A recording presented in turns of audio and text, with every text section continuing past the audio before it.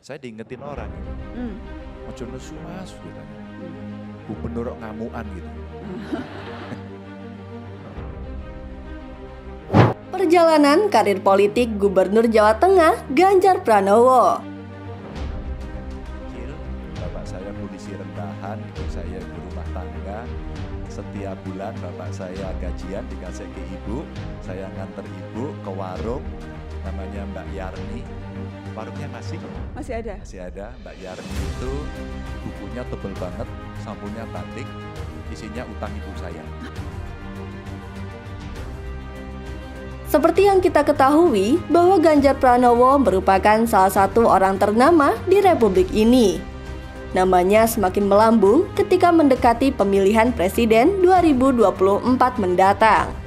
Salah satu yang membuat Ganjar Pranowo banyak dideklarasikan sebagai calon pemimpin Indonesia yang akan datang adalah karena Ganjar memiliki pengalaman politik yang cukup matang. Dia adalah gubernur atau pimpinan yang patut kita contoh selama ini. Selama menjabat dia tetap merakyat.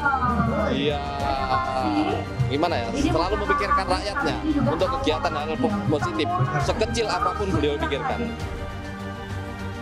Perjalanan Ganjar Pranowo menjadi Gubernur Jawa Tengah bukanlah hadiah yang datang secara tiba-tiba. Ia tidak ujuk-ujuk masuk ke dalam PDIP, didaftarkan sebagai calon gubernur, dan berhasil memenangkan pilkada. Tidak sama sekali. Posisi yang ia raih saat ini merupakan hasil dari perjalanan panjang karir politiknya di Indonesia. Jadi di tengah kami kuliah ini biasa, kendala klasik, duit. Keluarga kami tidak terlalu kaya, pasti miskin, ya pasti. Semasa kuliah, Ganjar juga sangat aktif di berbagai organisasi mahasiswa. Bahkan beberapa kali ia juga terlibat dalam demonstrasi mahasiswa dalam mengkritik kebijakan politik maupun kebijakan kampus. Salah satu organisasi yang diikuti oleh sang gubernur selama bersekolah di Universitas Gadjah Mada adalah Gerakan Mahasiswa Nasional Indonesia atau GMNI. Ganjar adalah sosok yang sangat mengagumi Presiden Soekarno, dan ia pun masuk ke dalam jajaran simpatisan PDI pada masa itu. Saya pernah mengajar di SMA 8 Jogja, di SMA Sewon Bantul waktu itu, dan saya masih ingat dibayar sebulan 35.000. Itu kita tabung, terus kemudian kita kumpulkan untuk bayar SPP. Tapi karena itu tidak bisa terbayar langsung begitu Mbak ya, kita mesti nabung kira-kira 3 bulan, karena SPP saya 90.000 waktu itu. 90.000, terus kita mesti nabung 3 bulan agar bisa bayar. Dulu, sebelum Ganjar terjun ke dunia politik, ia sempat bekerja di beberapa perusahaan konsultan nasional di Jakarta, seperti PT Prakarsa, PT Prastawana Karya Samitra, dan PT Semeru Realindo Inti. Selain berkarir di bidang politik, Ganjar juga aktif di sebuah organisasi keluarga besar alumni Universitas Gadjah Mada. Hingga akhirnya, ia terpilih menjadi Ketua Kagama atau Keluarga Alumni Universitas Gadjah Mada periode 2014-2019. Pada November 2014 dalam kongres yang diadakan di Kendari.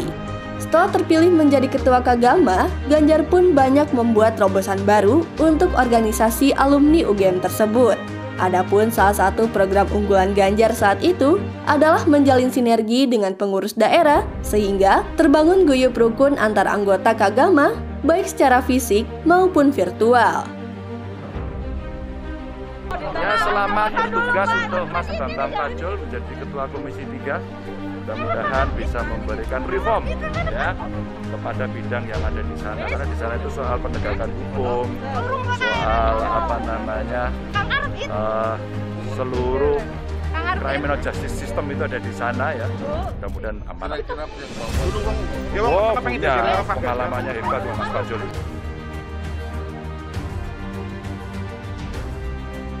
Sebelum menjadi Gubernur Jawa Tengah, Ganjar Pranowo pernah beberapa kali menduduki bangku DPR RI.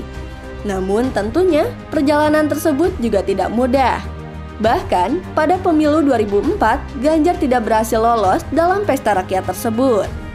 Hanya saja, karena Jacob Tobing ditugaskan oleh Presiden Megawati Soekarno Putri untuk menjadi duta besar untuk Korea Selatan, Ganjar pun akhirnya menempati bangku yang seharusnya diisi kawan satu partainya tersebut. Disinilah karir politik Ganjar sebagai anggota DPR RI dimulai. Pada periode tahun 2004 sampai 2009, Ganjar Pranowo ditugaskan di Komisi 4 mengawasi bidang pertanian, perkebunan, kehutanan, kelautan, perikanan, dan pangan. Sedangkan pada periode berikutnya, orang nomor 1 di Jawa Tengah tersebut ditugaskan di Komisi 2 yang mengawasi bidang pemerintahan dalam negeri, otonomi daerah, aparatur negara, reformasi birokrasi, pemilu, pertahanan, dan reforma agraria. Pengaruhnya tentu bisa positif, bisa negatif. Positifnya itu mungkin kemudian memperkuat soliditas partai politik, memperkuat ikatan partai politik. Tapi bisa juga kemudian sisi negatifnya adalah menjadi kontraproduktif untuk PDIP.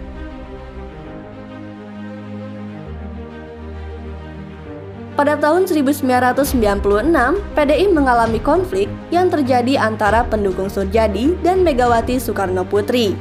Ganjar pun memilih berada di kubu Megawati sebagai bentuk cintanya kepada mantan Presiden Soekarno. Meskipun ayahnya adalah seorang purnawirawan polisi dan kakaknya adalah seorang hakim, Ganjar tidak gentar untuk berkarir di bidang politik dan dengan sepenuh hati terjun ke dunia tersebut bersama PDIP.